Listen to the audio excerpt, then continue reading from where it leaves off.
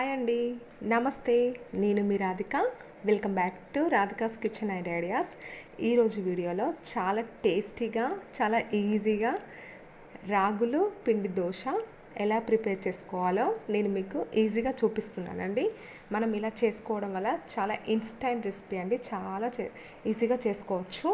ఇలా నేను 1 కప్ రాగుల పిండి తీసుకుంటున్నానండి. హాఫ్ కప్పు బొంబాయి రవ్వ తీసుకుంటున్నానండి, అంటే ఉప్మా రవ్వ. నెక్స్ట్ హాఫ్ కప్ బియ్యం పిండి తీసుకుంటున్నానండి. మనం ఇన్స్టెంట్గా ఈజీగా చేసుకోవచ్చండి. పిల్లలకు చాలా ఎనర్జీ ఫుడ్ అండి ఇది.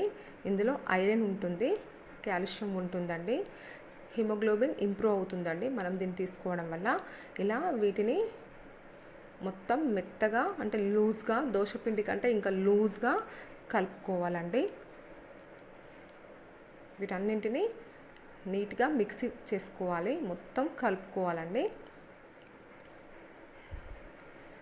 టైట్గా చేసుకోవద్దండి, దోశ లావుగా వస్తుంది. ఇలా లూజ్గా, అంటే ఇంకా లూజ్గా వాటర్ వేసుకొని లూజ్గా చేసుకోవాలి. దీనిని ఒక 10 నిమిషాలు లేదా పావు గంట సేపు పక్కన పెట్టుకోవాలండి.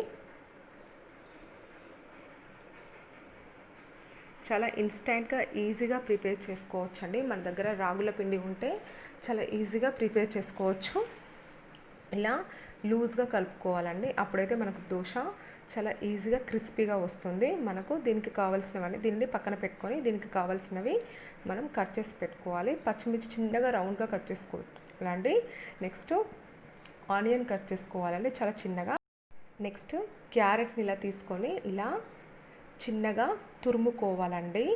పిల్లలు ఉన్న వాళ్ళైతే ఇలానే తురుముకోవాలండి. అల్లం ముక్కలని ఇలా చిన్నగా, అల్లం అంతా క్లీన్ చేసుకొని అల్లంని ఇలా తురుముకుంటే మనకు చాలా ఉంటుందండి. పిల్లలకి ఆకలి కూడా పుడుతుందండి మనం ఇలా అల్లము వేసుకోవడం వల్ల. నెక్స్ట్ ఇందులో కరివేపాకును ఇలా చిన్న చిన్నగా కట్ చేసుకొని వేసుకోవాలి.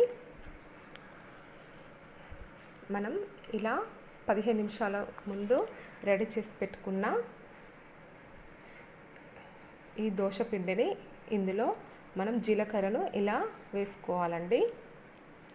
మనం ముందుగా కట్ చేసి పెట్టుకున్న వన్నిటిని ఇందులో వేసుకోవాలి.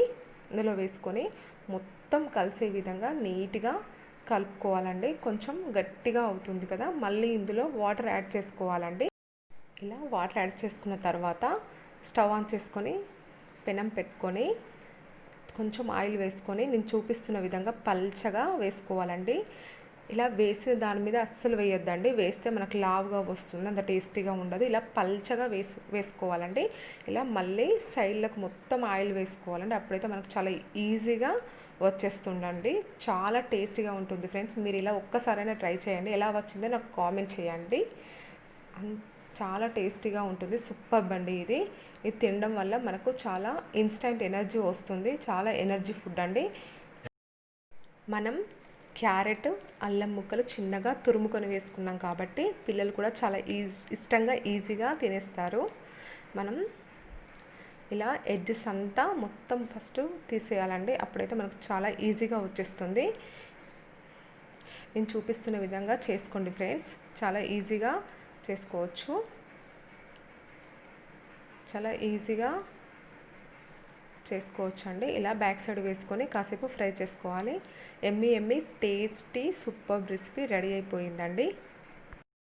మీకు నా ఛానల్ కనుక నచ్చినట్లయితే లైక్ చేయండి, షేర్ చేయండి. మరిన్ని వీడియోస్ పొందడానికి నా ఛానల్ని సబ్స్క్రైబ్ చేసుకోండి. పక్కనే ఉన్న బెల్ ఐకాన్ని ప్రెస్ చేయండి friends. Thank you for watching friends.